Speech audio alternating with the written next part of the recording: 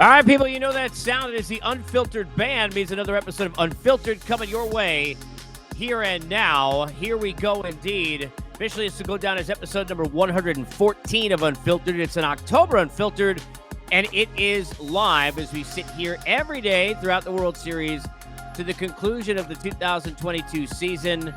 Right here, three ways, live with you. My Twitter at Casey Stern, Believes YouTube, or you can get to my YouTube channel, which you can find and subscribe to by getting it and hitting up my Twitter bio. As always, thank you, Unfiltered Band. You could jump on board the Unfiltered Revolution at any time at Casey Stern. Get to the Believe shop, get your Unfiltered Revolution merch, whatever else you got to do to get involved, because we are rolling here in a World Series, and we've got a lot to cover here today after a game one that was straight bananas. Been covering baseball 20 years, covered 16 World Series, had a lot of crazy games. And, man, last night I'm sitting there and I'm like, there are some times where you just like you get that FOMO. Man, wish I was there in that building last night. That was crazy. And everything you could ever ask for after all of the waiting, as the late Tom Petty said, waiting the hardest part, the 5 days of all the preview. We got everything that you ever could have wanted from a baseball game yesterday, and we saw everything that we expected leading into this series based on what we've seen from the Philadelphia Phillies, and then plenty of unexpected as well. Break all that down here on this show. As always, great guests coming at you. My buddy Steve Phillips going to join me about 15 minutes. Longtime general manager, does a terrific job on MLB Network Radio and MLB Network and among other places. He'll join us and break down from where he sat. Always tough to be in those seats because, like us, you can't control it, but those guys sitting there hoping every decision is made right after all the analytics, after all the preparation, the paralysis by analysis, we get to analyze here and sit on what was happening yesterday and how it was managed, and we get help with that too. Guy knows a thing or two about that. Without Madison Bumgarner, he would have won not one but two World Series. Ned Yost be here in just about half an hour. As always, we are helped by being here by our good friends at Bet Online, and this is where I remind you that basketball is back. Bet Online remains your number one source for all your sports betting needs this season. Latest odds, team matchup info, player news, game trends over at Bet Online, your continued source for all your sports wagering information. They've got live betting, free contests, giveaways all season long. It's always the fastest and easiest way to bet your favorite sports and events: NFL, NBA, NHL, MMA, tennis, boxing, even golf. Just get over to betonline.ag. That's betonline.ag to join and get your 50% welcome bonus with your first deposit. Make sure, though, to use this promo code, BELIEVE, BLEAV, to receive your rewards. It's BetOnline, where the game starts and we get started. And I remind you, you can chat with us three ways as well. Real simple. If you're watching on YouTube, either on my channel or on Believe's, pop it open, jump into the chat. I'll get with you, converse along the way. Also, you can do the same here on Twitter. Just pop open the box if you're on Twitter watching live and get in, whether it's with replies or in the chat, and we'll get your thoughts and comments here during the course of the show, because I got plenty to say. And I'll tell you what, if you're paying attention to this show, you know that the last couple of days, and I even made a mention yesterday, I made a point in the middle of the show that I said I would say it at least, because sometimes it takes 3 times to remember something, whether it's Beetlejuice, Candyman, or anything sports related, always the same. And I mentioned 3 times in yesterday's show, talked about it the day before. Ever since Aaron Nola was announced as the Game 1 starter, what did I say? I said, you will see Rob Thompson manage a Game 1 at a World Series more aggressive than you've ever seen a guy manage a game if what? He's in the middle innings and he's got a chance to win it. Nobody should have been surprised by that. Nobody on the broadcast, nobody watching it. Not just because you listen to this show, because it makes sense. Because you watch the way Rob Thompson managed in the last series, and you see Game 3, for example, which stands out, and you notice that this guy's going to go for the jugular. I've said this many times. You always want to have more urgency rather than waiting too long, and he's proof of that. That proof been in the pudding and in the W's. But when you've got Wheeler going in Game 2, people, he knows, especially a guy now with extra day rest, who threw only 86 pitches, could have clearly gone deeper last week when he threw him, has been brilliant, that he's got a good chance, even though it's not a guarantee. Certainly nothing is. Just ask the Astros up 5-0 yesterday, which we'll get to. But you got a good chance to get Wheeler through 7 innings and go deep into this game tonight. And when you know that, backed up by an off day, you've got a chance to then throw everything. Throw the kitchen sink. Get a chance to win. The point when you're in a 7-game series, especially against a team like the Astros, where you know you're not sweeping them, at least most likely. They hadn't lost a game until yesterday in this postseason. You got to do the whole steal one and get out of Dodge and go back to Philadelphia, where you've been brilliant and unbeatable in that raucous, crazy crowd at Citizens Bank Park. You got to get back there with a win. You got to get one W. Well, guess what? You get a chance to get that win, you go for it. And we saw that from Rob Thompson yesterday. And I don't think anybody should be surprised by seeing him be in a position where when he's got Aaron Nola in the middle innings and you come back and you tie that score, what did he say in the interview that they did in the dugout? When he got a chance and he sees that that momentum is on his side, he's going to work with that. He's going to bring Alvarado into the game. Another thing we brought up a couple of times here in the last couple of days, which you've heard me ask a number of people about, is a matchup I knew we'd see eventually, and you got it in the biggest spot yesterday with a strikeout, and that's David Robertson sitting there with those reverse splits and that cutter and that curveball working against Yordan Alvarez. So we'll have some more knowledge to drop for you here in the next hour or so. So don't go anywhere. Stay locked in and chat with us along the way, live and interactive. Of course, welcome to those listening on Apple, Spotify, everywhere else you get your podcast. Want to break a few things down before Steve Phillips gets in here in about 10 minutes. Number one, if Justin Verlander's going to the Hall of Fame, Justin Verlander is one of the greatest pitchers of our lifetime. I'm in my 40s. I don't care how old you are.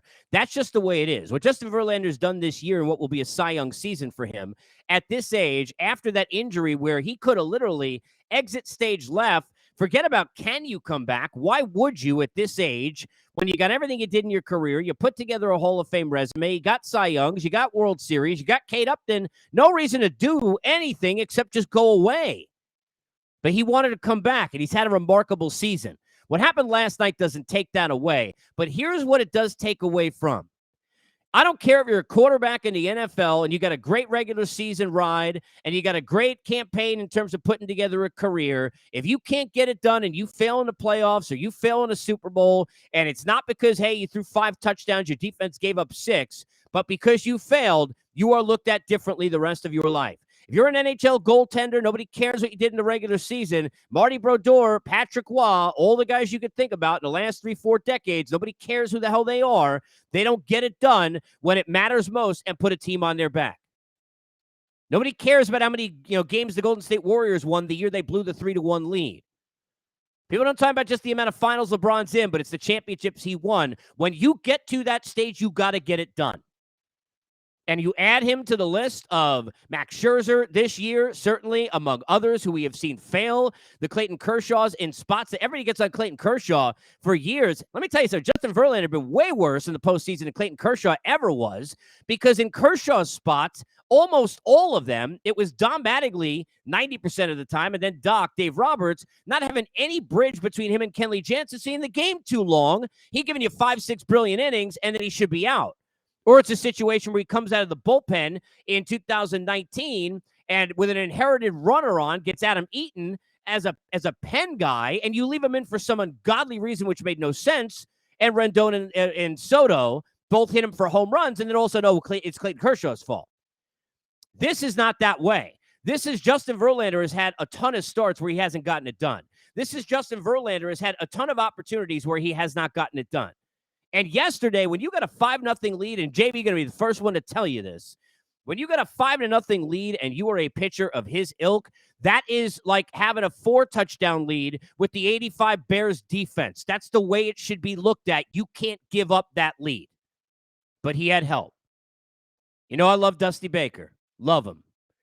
And, it is easier sitting from the couch or an office, sitting in a press box, sitting in the media seating out in the outfield, but all those places in the World Series, and it's easier.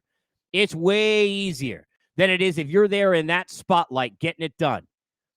But Dusty Baker cannot allow, especially when you watch the way Abreu pitched and how dominant that bullpen has been.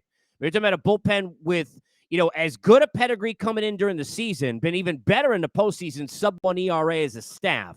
As deep a bullpen, we've talked about it, as you can have. You got to get that bullpen and those horses the lead. Now, you could give up the 5-run lead and it could be 5-3, but to come back at the next inning and not have anybody ready, not have anybody warning, to leave a situation where you've got Verlander who's given this thing up and then ended up having to face Harper, you cannot have that happen. And Dusty had way too much trust, which, by the way, has worked tenfold for him most of his managerial career and this year. But getting there with your guys and going with the guys who got you there and trusting your guys and all of that, that's got to go out the window. And it goes back to what I talked about when AC was here yesterday, Alex Cora, and that's feel. And that's feel in that moment. That's Devers, 2018. Well, he don't play against lefties, but I'm going to do that. See, Pierce, right? He don't hit righties, but hey, looks like he's doing it now. I'm going to put him in there. I don't care what you're supposed to do. I don't care what Verlander's back of the baseball card is, which, by the way, the World Series is not good. The 5.7 ERA, by the way, going into yesterday, now upped, okay? But you cannot blow that lead, and I love Dusty. You can't. I don't care if it gets to 5-4. You got to make sure your point is you're sitting there watching that is I am handing this bullpen that does not give up runs. I'm going to give them a lead of some sort. I'm going to give Verlander extra rope because he's had a Cy Young year and he's brilliant. I'm going to give Verlander an extra rope because he got off to a great start in this game, which he did. First 3 innings or so was brilliant. But I'm not going to sit there in a spot where I am losing that lead. I'm handing that dude Abreu, who, by the way, how filthy is that? That dude going to close somewhere someday. I mean, ridiculous stuff. He's crazy good. But to sit there and when you've got that kind of a bullpen in those names, that cannot happen. Can't happen. It was a mistake. Too much respect for Verlander in that spot. Pedigree and name, that stuff doesn't matter when you get there. Verlander was losing it. Doesn't matter why. Doesn't matter how many pitches. Can't happen. Now, for the Phillies on their side, I said this before the series. My gut was telling me Phillies in 6, and then my head picked Astros in 6. Maybe it went the wrong way. Should have gone with the dad bod in the gut. Because the way the Phillies have played, I tweeted this out yesterday. It's like a Rocky movie, people. And I know it's Philadelphia, so it's fitting. Literally every time they play, they get punched in the mouth. They get laughed at. They are done. They're not good enough. There's a big discrepancy. And all of a sudden they get up and they hit you over and over and over again. They don't care about matchups. They don't care about tomorrow. They don't care about what's supposed to be. They only care about how it is. And how it is that team's got belief. And when you believe, BLEAV, of course, it can happen. But who would have believed some of what we saw last night late in that game? And this is how you get, these are the kind of moments that give you the amazing, the great games, the games that you always remember. That Castellanos catch, by the way, his base hit earlier in the game, which was, he wasn't even having a good AB, and he hasn't had many of those now in months, really in a Phillies jersey, certainly. Way over aggressive, flailing away, but to somehow cover the outside of the part of that plate and to get down enough to get that thing out there in the left field and get a big base hit in that rally was crazy. I mean, it was nuts. An at-bat after Harper gets there, remember, and Hoskins should have already scored, but scores on the Castellanos single. Cut it to 5-3. I mean, that's the catch that he made was brilliant. Was absolutely, that was a sparkling, that's not a brilliant play for Castellanos. Of course it is, but it's a brilliant play for anybody. The JT Realmuto throw in that inning was crazy. And it looked like he very well, clearly it was one of those not enough, information, to overturn, right? Inconclusive, which I hate that thing anyway. To me, I've never understood. Why aren't we just showing people up in that box in New York and Chelsea? And I used to work in that office because it's where MLB.com is. For the people who don't know that, that's where the replay center is. If in the same office, if you're sitting there, I don't care what the hell the call in the field was. I want to know safe or out, but that was tough to call. Segura arguing about it and talking it through with Altuve after that play. But what a hell of a throw by JT Realmuto. And how about what he's doing? People kind of slept on him first couple of years after that whole situation where he came over from the Marlins. And they're thinking, well, maybe not a big-time player. He's a really good catcher, and it is what it is. It's not the heyday of catchers right now. We know that. Go look at the All-Stars, some of them. We understand that. But maybe he just can't hack it. This guy ever stepped up? Are you kidding? I mean, huge in the last series offensively. He's been great with the pitching staff. Don't discount the job that he does in pitch sequencing and handling that staff and handling a bullpen that pitched 5+ innings, a brilliant scoreless baseball last night after being down 5-0. Don't discount what he means in games like last week where he's got, a 4-0 deficit, falters and is gone, not even on the roster this week for this series. And he's working those guys through and that is a forgotten piece of this game. But for him to step up and hit that home run, and of course the roof open, roof closed jokes, very close to the way that it looked with Tucker and Judge just going back a week and a half ago. But what an unbelievable inning and a half for him. And then David Robertson, you want to talk about stories, forget about just the fact, because it's easy in the what has happened recently, in the recency bias, and it's true. think about what's happened with, David Robertson and, in a celebration. And I was at the game. It happened to Martin Gramatica, for people who remember, kicking a field goal against the Giants and celebrating and having, career injuries. As Kendrys Morales went through something like that at the plate during a home run celebration in this sport, among many others. But what a weird scenario where he's down in the bullpen celebrating a Harper homer and gets hurt. People talk about that, but what about this story from David Robertson, a guy who was pretty much off the field, out of the league, people thought was done, who battled back, pitched the way he did with the Cubs, became a guy who was a premier guy looked at the trade deadline, the Mets, among others, in on him, and able to find his way and, get himself back into the mix, getting closer opportunities. Then he's not the closer. Then he finds himself in that game yesterday and is able to wiggle out of trouble. I mean, the stories across the board are amazing, and we can overrate all the time, one game, especially when it's in a World Series.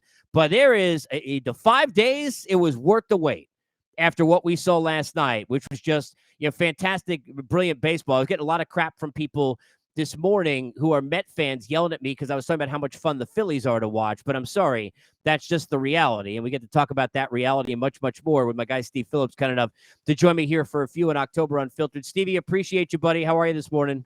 I'm doing great. Good to be with you, Case. Let me start with this, and I know there's probably plenty of them, and we'll break it down. But the level of the kind of amazing game we saw, and now reflecting on that after watching game one last night. Yeah, I mean, listen, they came out of the gate with the Astros looking like, of course, they're the Astros. This is what they do. They don't have any rust. They don't, they have all these off days. They shake it out. They come out, break out offensively.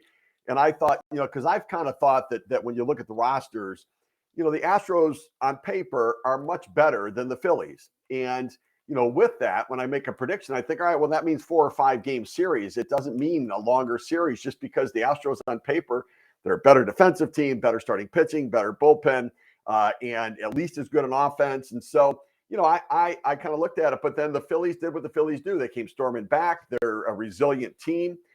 They're gritty. They're tough. And I mean, a bullpen that has failed so many different times over the last several years gives them 5 2/3 scoreless innings of relief. Who would have thunk it? And so, it was a great game. I mean, just really a fun game to watch. And they're two really fun teams to watch too. How much did, and I'm curious your take on this, because, you look back at the Nola decision pitching game one. And I said, as soon as I saw that happen, the thing that to me it opened up was Rob Thompson, who's been very, very aggressive, to Stevie then be unbelievably aggressive, knowing how good Wheeler's been, extra day, only 86 pitches, and that he could ride him in game two. And that if he had a chance, he could really go for it. And we saw that to an even exponential level, the way he handled the managing yesterday. But how much do you think in the middle of that game that helped him psychologically for Rob Thompson, knowing, hey, it's not Wheeler I'm taking out in that spot, and then a questionable, what do I get, Nola? But he knows he got Wheeler now in game two. How much did that open things up for him, do you think, with that pen in the middle of the game yesterday? Oh, I think it did. I think, look, I have to say, I've been very impressed by the way he's managed. Me too. He's managing to win games instead of win the series. Thank you. He's he'll be like, oh, I'll figure out tomorrow. But if I can steal a game here, like game threes are critical game. We saw him manage game 3 in the last series like a beast. And so he's done a really nice job. For a guy's got no real other experience, but he's taken this opportunity and making the most of it. And so, look, it's interesting. The winner of game one since 1995, when the wild card came into play and the playoffs expanded with that round. Since 95 in the World Series, the winner of game one goes on to win 81% of the time. 81%. Now it's odd because in the league championship series, in a 7-game series, the winner of game one goes on to win 71% of the time. But for whatever reason, in the World Series, and it's a smaller sample size, it has been more significant. But the last team that lost game one that went on to win the World Series were the 2017 Houston Astros. And so, the Astros have the type of hitters that they can beat a good pitcher. And Wheeler's good enough to make good hitters look bad. And so I think it's going to be another great matchup. And Framber Valdez, he throws bowling balls. He throws bowling balls. You can't think about trying to hit a bowling ball and see if you can lift it off the ground. You can't. He gets so many ground ball outs. And yet he's one of the most predictable pitchers in baseball. when he is behind in the count, he'll throw his fastball 77% of the time. And his strikeouts, 77% of his strikeouts come on his curveball. So if you're going to get 2 strikes, if you get 2 strikes, you're going to get the curveball from him. And you can know it, but it's still really tough to hit him because it is just electric stuff. And the contact is not hard contact, to your point, because of that curveball and the effectiveness of the bowling ball, as you say, of belting it into the ground, which will be an interesting matchup because the Phillies like to lift it in the air. By the way, up in the air, certainly plenty over the years with the Astros. You remind me of that game and being there. I remember talking to George Springer after that game one. He struck out 4 times and went on to have as good a World Series as anybody's ever seen. So things can turn around, but that offense has had some struggles in places we're not used to seeing, like Jose Altuve. And I thought maybe, Steven, it's only one game. You looked at it and you said, okay, maybe the days off, would help him kind of take a breather for a guy like that who really understands how to hit as well as anybody. He was able to get the lucky knock that he thought it was an out where the fly drops in front of Marsh yesterday. How much is that something with a hitter like that late in the game we don't think about right now because they lost, but maybe gets him in a little bit of a mindset, and a guy who needed seemingly, Stevie, that kind of luck at that spot he got yesterday in the ninth? Yeah. I mean, maybe, right? Maybe it will. Now, he had 2 hits in one game during the LCS. They weren't hit hard. They both fell in. I thought, well, maybe that'll be the thing to get him jump started. They need him to get going. I mean, it's so obvious. He's such an important part to their team. It's all in his head. And that is, like, for people to understand this game, that the guys who have been the best at times, I mean, you talk about MVPs at times in their career, can lose it because of what's going on, not because of their swing, but because of what's going on between their ears. This game is so mentally challenging. And especially at the end of the year when you're fatigued, you're worn down, and now you're struggling. And it feels like you can never get out of it. And I played 7 years in the minor leagues feeling that way my entire minor league career. I just felt like I'm never going to get out of this slump. But for even the best, there is a fine line between confidence and fear and panic. And we're seeing it right now with Altuve. 2 spots yesterday I thought kind of unsung for the Phillies because they didn't happen in the ninth, and we'll get to Castellanos' catch and Real Muto's play defensively and then the homer. But 2, maybe kind of comment on both. 1, Ranger Suarez. I can't give this guy enough credit. I mean, what he's done all year, really, for them. But to come in yesterday, Alvarez, 2 for 2. It's a small sample size, but still, both guys know in that spot, 2 for 2 with 2 doubles, right? He's not a lefty guy, Alvarez, anyway. Strikes him out. And then Bryson Stott, who, wow, I'm watching his at-bat, Steve, even this year. Like the games against the Mets early, I'm watching the trend. He had a 10-pitch AB right before Verlander kind of lost it, and he ended the inning, and I think people kind of forgot about it. But the guys on the Phillies outside of the stars are coming through in ways I don't think they're probably getting enough credit for here over the last 3-4 Yeah, years. well, I mean, look at the bullpen as well. I mean, this Amazing. is a bullpen that has been historically bad the last several years. And they've made some changes to it, and guys have really gotten locked in. Bryson Stott reminds me of Chase Utley. Yeah, I see him do things, and I'm thinking that it looks like his actions at times look like Utley. Now, he's not quite there yet, but I think there's a whole nother level to his game too that he's going to take it to. He stabilized shortstop for them. Brandon Marsh, has stabilized center field. Not much of a hitter, but he stabilized center field. And I think that on the other side of it, Martin Maldonado had a big base hit yesterday in the game. And so, we focus so much on the stars, but I think what ends up happening is when you prepare for these games, you spend so much time talking about how are we going to pitch Alvarez? How are we going to pitch Harper? How are we going to handle, Hoskins and Real Muto and Schwarber, that you spend less time on the other guys. And in these big moments, sometimes the other guys are the ones who come up and they come through in the clutch. When you look at yesterday in Verlander, you got to look, he's had an unbelievable year. It's amazing what he's done, Steve. I said, with his pedigree, his career, Hall of Fame track record, the injury, he already got the family, Kate Upton. I mean, who's coming back and even fighting through all that even to do it? Why? But he's done it in such a Cy Young and an amazing way. But is it kind of unfair that we've crushed Kershaw as much as we have in his career? And some of it is very unfair because in that Swiss cheese 6th inning, Don Mattingly had to deal with, right? Nowhere between him and Jansen. And Verlander, this is like every time now. I mean, the ERA was 5.7 going in yesterday. Blowing a 5-0 lead, I said, for a guy like that should be like, if Jim McMahon had a 4-touchdown lead and 85 Bears defense. Like, there's no way that should ever happen. How do you look at what happened to Verlander yesterday? And how much do you put on Dusty for leaving him in? Well, here's the thing. It's really hard when you've got a 39-year-old veteran who's never won a World Series game. He's now made 8 starts. He's never won a World Series game. He's 0-6 with a 5.68 ERA coming into the game yesterday, and it's gone up.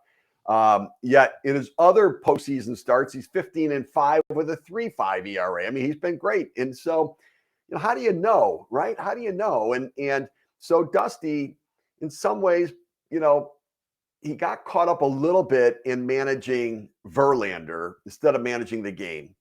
And it's hard when you've got a big personality and an ace like that, and a guy who, he wants that World Series win. He's and I think maybe Dusty waited a little longer than he should have. But he did it because of the level of respect he has for Verlander. And, that logic doesn't really play in the analytics game.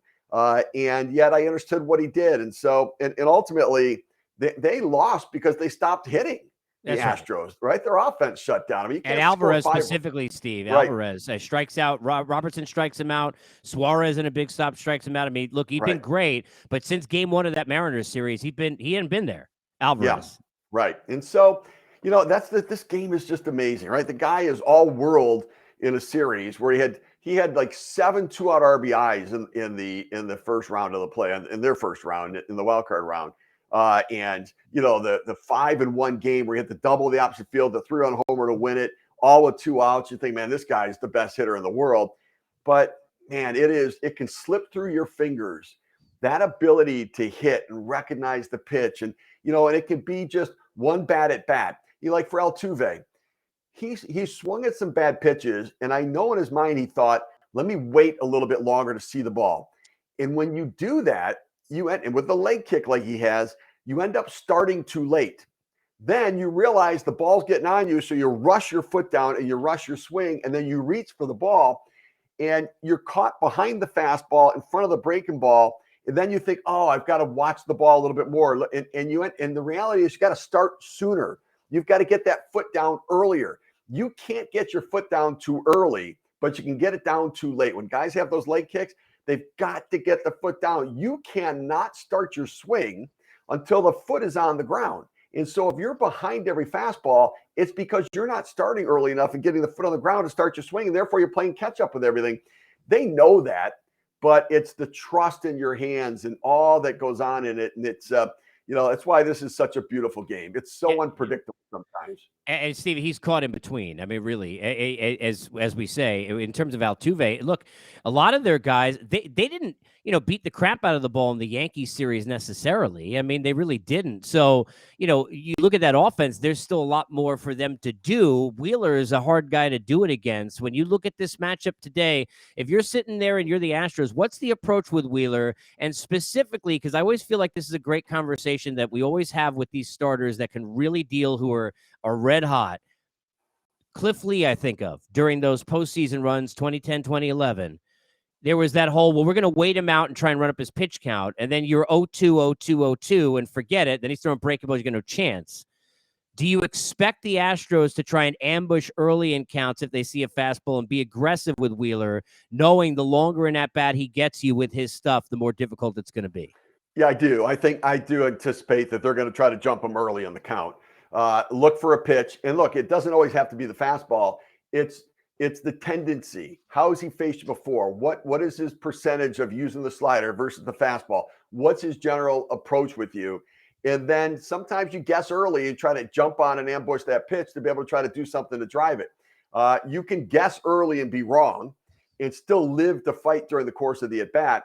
But I think that waiting out Wheeler, all he's going to do is get quick outs and or he's just going to throw strikes, and then you're going to be behind at every count with a defensive approach at the plate. And so I think you've got to try to be aggressive on the fastball early in the count, try to get some damage done, get somebody on base, and at least see if you can't get some action going to get out in front. And I think here's the other thing. Like, I look at Philadelphia, the Phillies, I just don't see them winning a lot of 2-1 games. I think that they're going to have to slug. I mean, their bullpen was perfect yesterday. Oh, amazing. I can't believe that's going to sustain itself, only because it's not done it all year. Yeah, and that's the last one I had for you, Stephen. I appreciate this time. I'm with you on Rob Thompson. I love the way, because to me, almost always having a lack of urgency hurts you for managers in these spots, right? Leave a guy in too long. You're not paying attention. I've been bringing up a lot the last couple of weeks, watching, Dave Roberts, his first time leave you Darvish in down 5-0 before finally taking him out. Kershaw, 4 brilliant innings. Well, it's too late by then. Where Rob Thompson going to go when you use Alvarado and Eflin and Dominguez the way he did yesterday? I know he's got the day off, but, if Wheeler can't get you through more than 5 or 6, I don't know where the creativity comes from, because you can't. Syndergaard's got to start, right? Suarez threw yesterday. He got to make a start, even if it's game 4 instead of game 3. What are his options really in this game if Wheeler doesn't give him 6-7 innings? Yeah, I think it's what he did yesterday. I think that he pushes these guys all 2 days in a row, takes the benefit of the off day. There's potential rain in Philly on Monday that could be an issue. And so I fully expect Rob Thompson to completely go for it in this game today. Again, he's going to go try to do everything he can to win this game. He'll figure out after a day off who's available on Monday. But I think he wants to go up 2-0, and I think you're going to see him manage that way. Stevie, appreciate you. Thanks so much for the time. Enjoy the rest of the series, buddy. Always you got it, Case. You got it. Anytime, buddy. All right, thank you, man. There's Steve Phillips joining us as we continue here in October Unfiltered. As always, you could jump in the chat 3 ways. We'll get your thoughts along the way as we go on, but we've been getting thoughts of managers who have been there, done that, and these sorts of things with World Series. Alex Corey yesterday, and our next guest, although I hate to have to remind him, I always have to give this intro. If not for this Madison Bumgarner guy, would have been a 2-time World Series champion as a manager, my buddy Ned Yost. Ned, how are you, sir? Great, Case. How are you? Can you hear me fine? I hear you perfectly, buddy. Thank you so much for doing this. I let me start kind of where I just was with Steve. Rob Thompson has been a lifer in this game such a long time. He's such a well-respected guy. You managed against those Yankee teams many times where he was, anybody talks about, as the bench coach, where he's basically doing everything he can, like your bench coaches did, to try and help support his manager. He deserved this chance. But how about watching a guy get the opportunity he's gotten and be as aggressive as he's been? Because he's been balls to the wall, Ned, the way he's managing this team here in the playoffs. Yes. And, Case, there's, Dusty, he has been there so many times. There's so many people that are kind of behind, and where if you give them the opportunity, they can excel.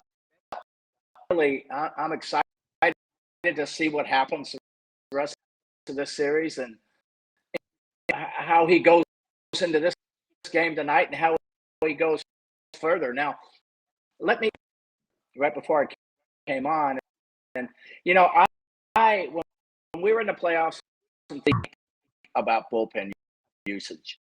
Are my guys going to make it? Am I pushing? Where I called Bobby Cox, and I said, Bobby, I'm my bullpen guys. I'm afraid I'm going to wear them out. I'm afraid I'm going to. He said, Ned, trust your relievers.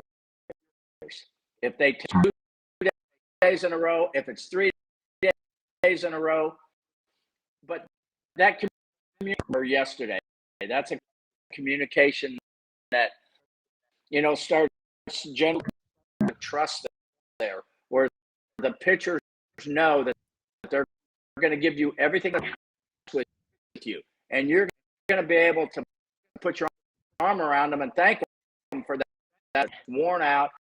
This says I can't go. Says I can go today. I can't. Communication is extremely important. Be able to have trust in them. This time of year is unlike any other time of year. Plugged into the light socket. You wake up like you're 6 years old. Your room for mom and dad to come get you so you can see what's under the tree. Tremendous feeling this time of year, and you are completely energized. You can do much more than regular season because the stakes are so high, the adrenaline is so high, and the stadium is so high. Case, and it's funny as a manager, I went 8 times, and the first and enjoy it, but you can't. You're just so lit crowd. But you feel the crowd. You feel the energy inside you is a tremendous feeling. So, be aggressive. For me, it's a little more dangerous when you're in a day or two, because they're not used to that grind. When they get the call, they're going to be ready. So it's going to be. I want to, and we're chatting with Ned Yost. So I want to try. Part of managing certainly is calling audibles on the fly. So I want to do this with you. This is by the way, first time ever we're going to try this. While we're sitting here live, welcome to podcasting. So I want to try because you're coming in, but you're bopping a little bit in and out. Do me a favor, take the AirPods out because they're for some reason try and do it just through the computer and try and switch your audio in the meantime. And I'm going to bring you back up here in a second. So just give me a thumbs up while you got your audio and I could see you. But that way, when I hear you, we'll see if that might be able to fix things. This is how you manage and you slow the game down as it's happening. This is at least what I've heard from all these managers I've worked with and hosted with for I don't even know how long. Ned, how are we now? I think we're. You hear me? I can hear you. I can hear you. It's a little bit choppy. I just I'll battle through it. I just making sure you're on the farm, so I know like your wireless is not because you're in relaxed style. So which is not the end of the world. I want to ask you this: when you've got a Zach Wheeler type and you're Rob Thompson and he's in game 2. When you sat there and you had your horses in series that you were in all those years coaching with the Braves, managing when you're sitting there and you had the Greinke's and then you're sitting there with the Royals, obviously, when you know that the guy going the next day is a horse that you can ride, even if he gives up a couple early, you just know that dude's hanging in. I'm 6th, 7th inning, I got a chance. How much more aggressive, Ned, did that make you the game prior in a postseason in terms of being able to kind of let everybody out of the stable because you can hand it to the ball and say, hey, look, you got to ride me a little bit tomorrow with that kind of a starter? Well, I mean, that all you don't think about in the playoffs. You go pitch to pitch because, I mean, let's Verlander, you know. So he's in that game last night. And you're looking at pitch count, and you're thinking, okay, hopefully I can take this. Just never know what's going to happen this time of year. It's just so you got to kind of adjust to the situation as soon as you get there. And we would start like 3 weeks, sit and try to anticipate everything that could happen, how we were going to react to it, what we were going to try to do. By the time we got there, these things that came up between myself and my coaching staff, so we pretty much knew exact scenario when it happened, and it just made it easier. But don't know what's going to happen, and you got to just kind of take it pitch by pitch, go from there. When you look at the Astros, and here's a team that's got a 5-0 lead yesterday, and Justin Verlander on the mound, that's uphill climb city. I think about, we've referenced this over the years, you and I, many times, down 7-3 in the 7th, I think it was, with John Lester on the hill, right? And the fight that your team had do the Phillies kind of look, they play totally differently than your teams did in terms of a lot of slug, right? Not nearly as much contact. It's a different game now. But one of the things that reminds me, and I mean this, of the attitude of your guys, and you had a lot of younger players, and they have some younger players too, but they're led by, more veterans certainly than you had at the time because you had a young core. But there was that fight of belief versus what everybody else believed, where your club just had this resounding thought that we're going to win no matter what. How much are you enjoying just watching the way the Phillies are playing, considering 5-0 in Verlander to most other people? They're going home in their own heads mentally, Ned. This team, you could tell legitimately wasn't even surprised they were back in the game when they tied it. You got a couple factors there. The one is you're playing in Houston. One little medium fly ball Gone all the way right from getting behind the whole time. And you're going to have that in Philly, too, because it's a short porch. Are constantly trying to figure out ways to get guys on. With those parks, all of a sudden you can tally 2 or 3 runs. The mindset of the Phillies in that situation, it doesn't matter what, even that, hey, they can hit a fly ball that's not going to go out in most parks and put runs. Manager in Houston, I was never comfortable with even a 6th or 7th inning because you just don't know what would happen. And we made a huge in Houston. I think in Game 4 in 14 or Game 5, where we ended up, going to the I think, which is so important, and it's hard for people to understand. Play together like they do.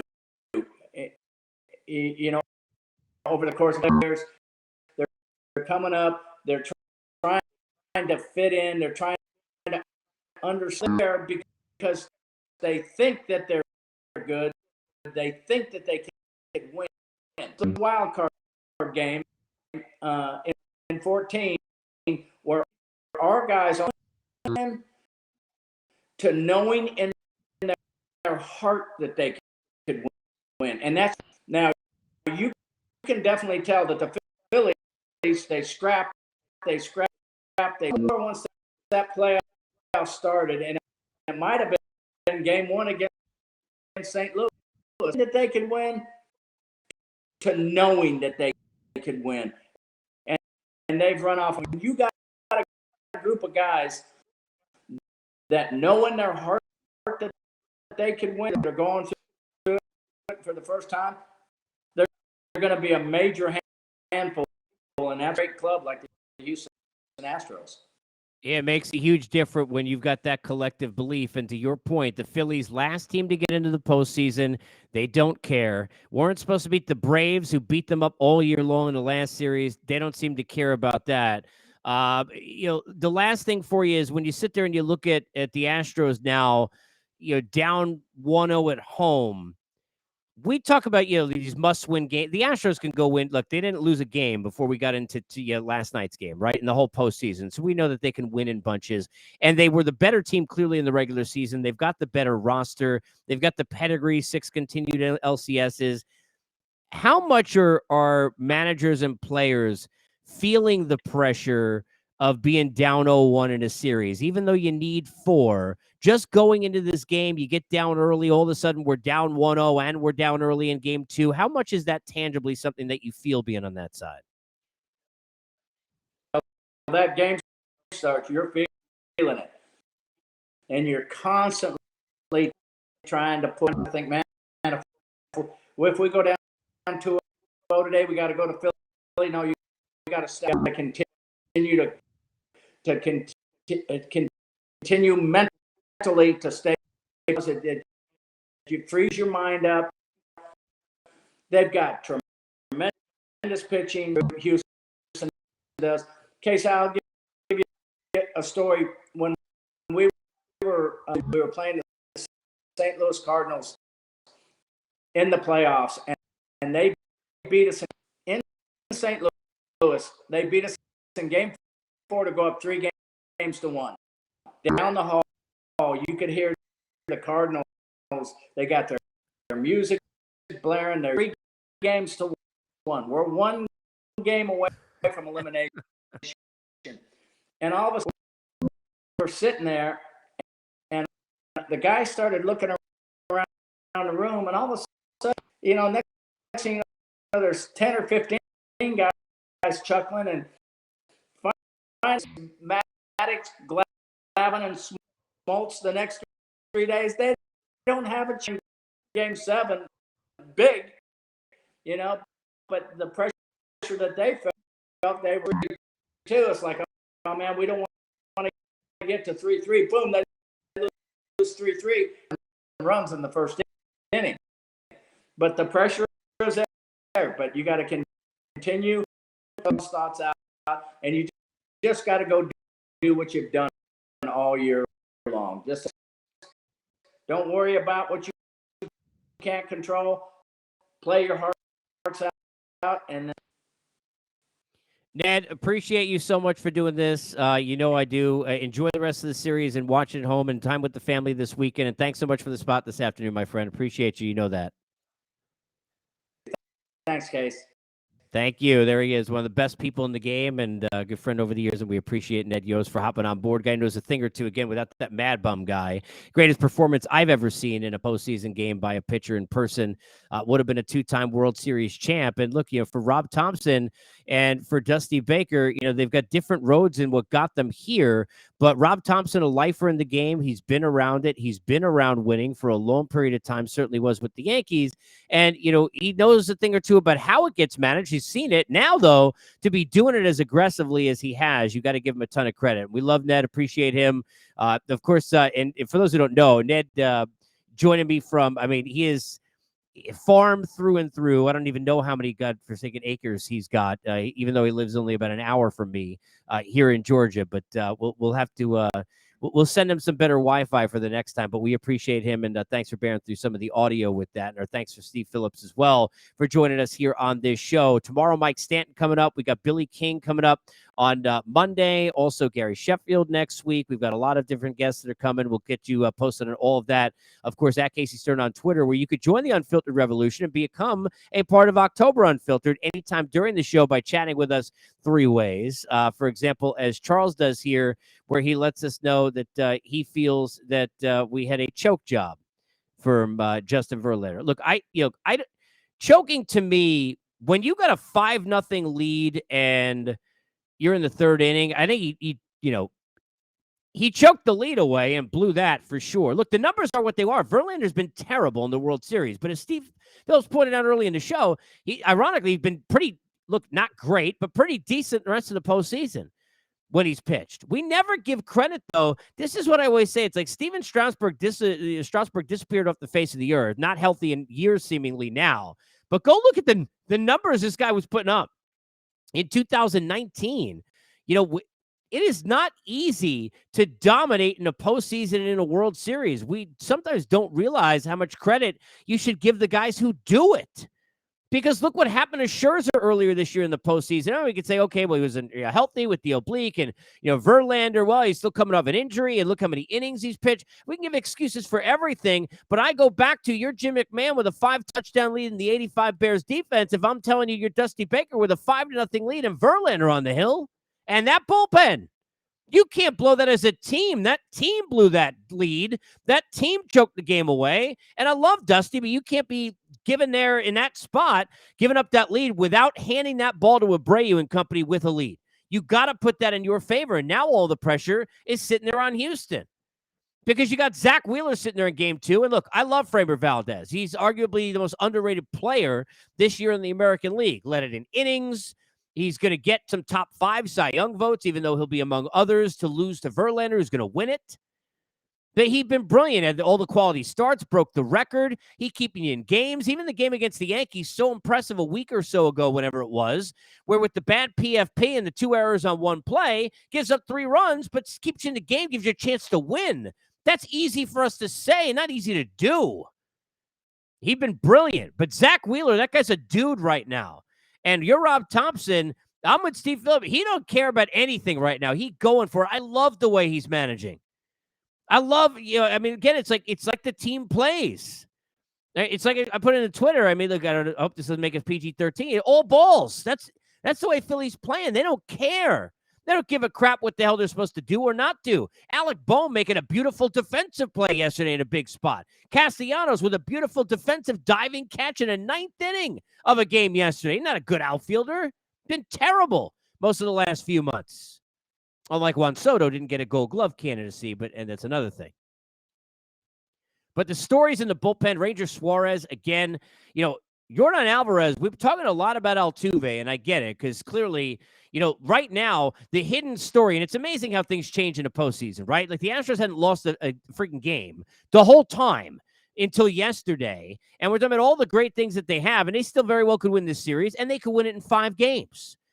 Steve Phillips referenced earlier in the show, 2017. I remember talking to George Springer before the next game about striking out 4 times in that game and losing. And I don't think he got out the rest of the series. It was the World Series MVP. It was brilliant, and the team won. I know nobody wants to hear about it with the trash cans and all that. I get it. But I'm just saying, you get 1 game. It's only 1 game. But it's amazing how things change, because when you go back and you look at the history of it, the Astros haven't beaten the crap out of the ball. The Yankees were kind of in those games. They just couldn't hit at all.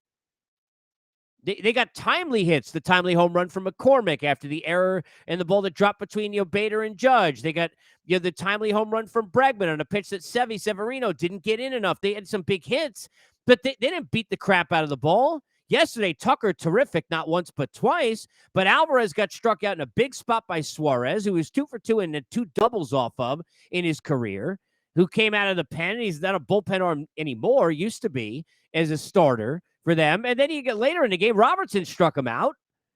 I mean, since that first series with Seattle, Yordan Alvarez hasn't been the same either. They got to get those 2 guys going. Forget about just against Wheeler. And I know in Philadelphia, that park going to play to both of their offenses. Don't forget, that's not just Philly who's going to take advantage of that. The Astros got a lot of power up and down their lineup and slug of their own. But if they don't figure out how to get Altuve and Alvarez going, they're not going to beat this team 4 times, because the Phillies don't care what the bullpen names look like on their baseball card. They only care about what's happened in the last 2-3 weeks. It's the crazy part about baseball. That's the insanity about the way this sport works.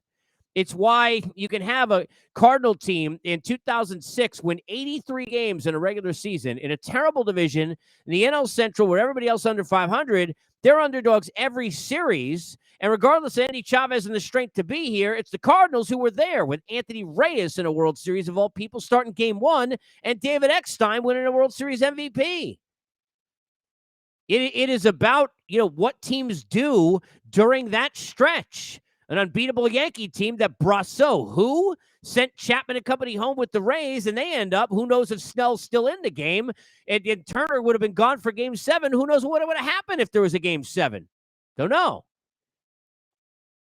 I mean, this is the crazy part about October. This is why you love baseball, that you never know what the hell you're going to get. And yes, the layoffs hurt some of these teams before, and I believe that they did, but it doesn't mean that regardless of the format that you're going to sit there and this is not the NBA. The NBA this season, I'm sorry. Right now, I think we all understand, right?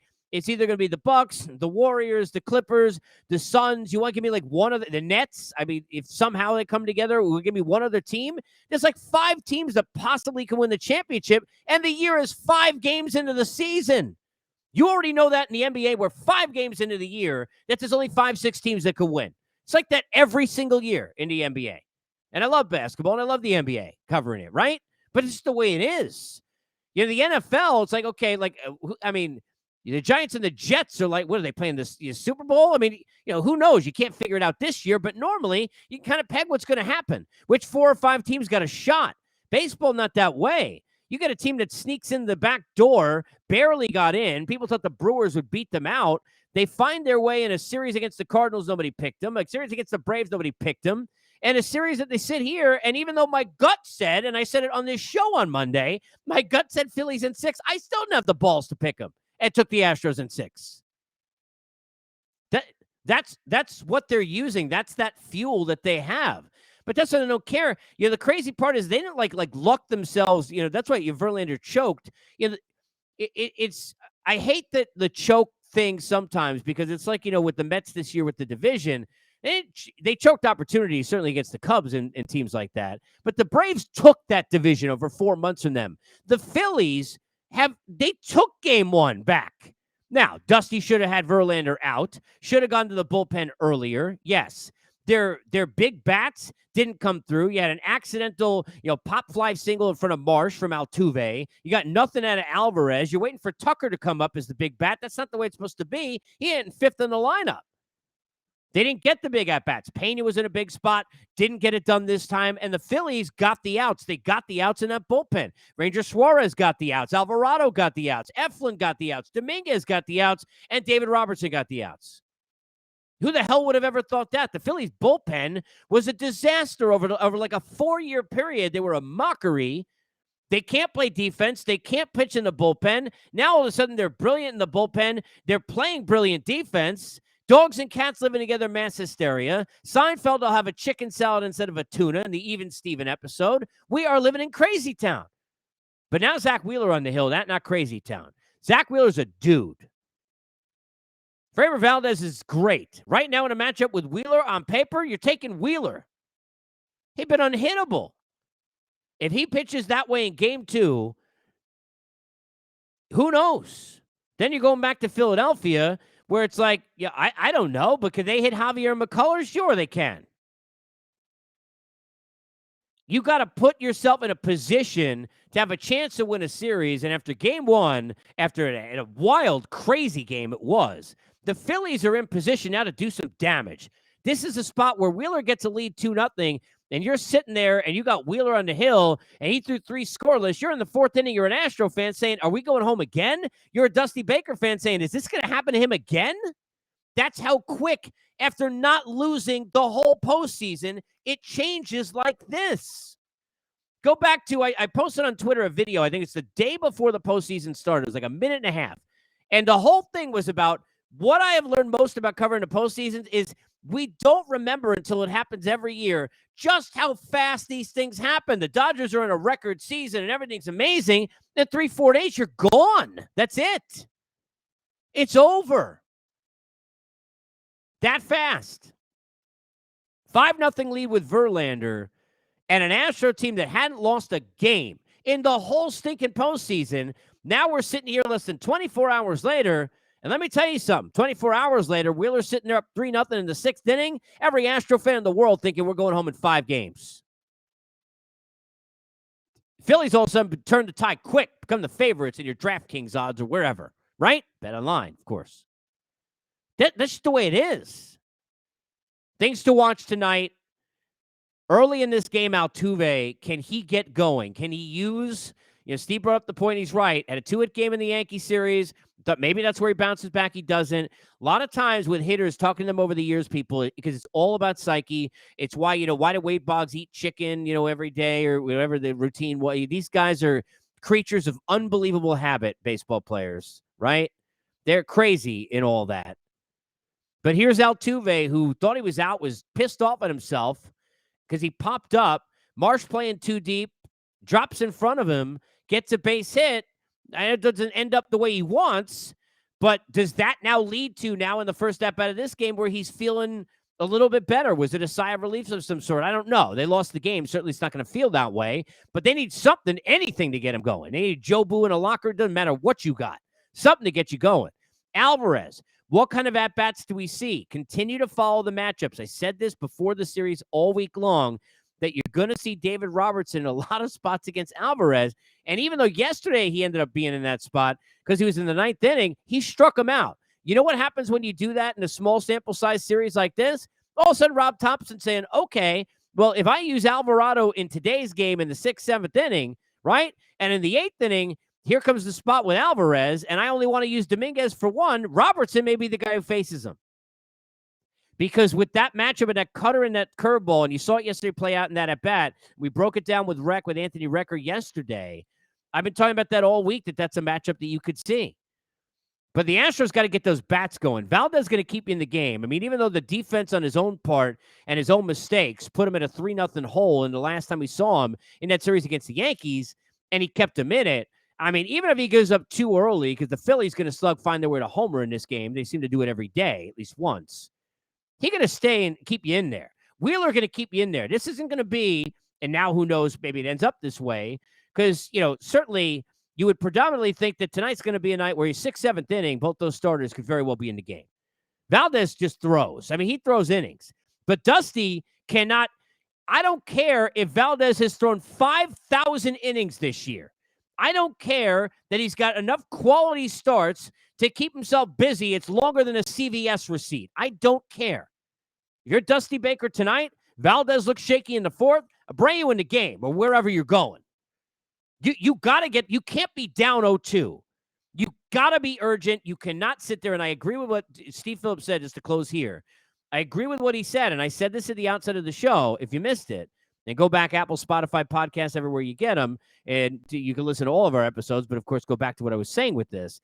But Dusty got caught with a Hall of Fame pitcher, with a Hall of Fame pedigree, and a Cy Young Hall of Fame kind of season, and all the things he wanted to do to win that game.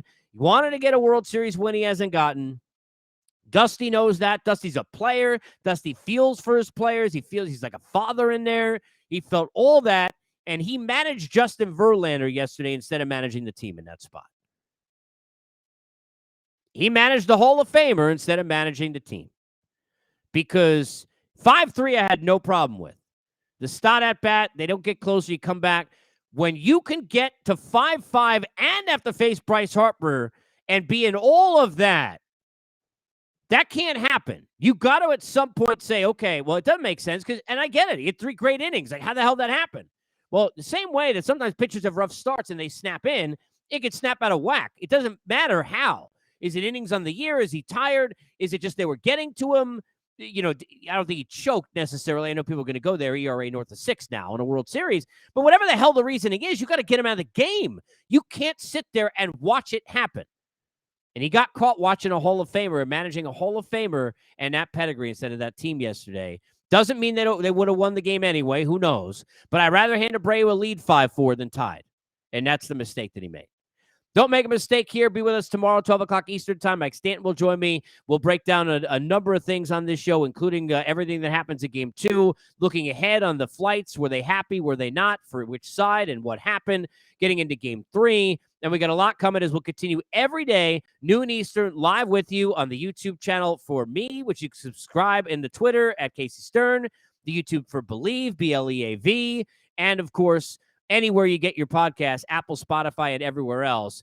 Thank you for being on board. Thank you to Steve Phillips. Thank you to Ned Yost. And thank you to the folks who helped make this possible. Because, of course, we are presented by Bet Online.